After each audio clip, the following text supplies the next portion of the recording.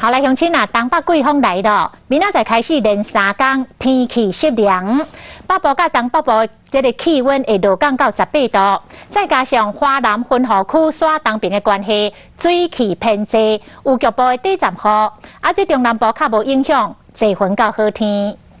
从今天开始，因为东北季风的增强，所以北部、东北部的气温会逐渐的下降。而在周5到周日这3天呢，预估在周6跟周日会是这一波冷空气影响最明显的一个时候。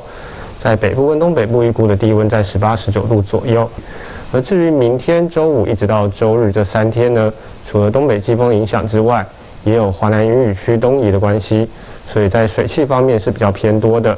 而且在基隆北海岸、大台北山区跟宜兰地区要留意会有局部大雨发生的几率。而至于在中南部的山区，也是会有局部的一个短暂雨。受到这波东北季风的影响，刷落来的周末假期天气湿凉。后礼拜一东北季风减弱，雨就会较停。提醒咱的乡亲，这几天出门都要加带一领外套，而且要扎雨伞。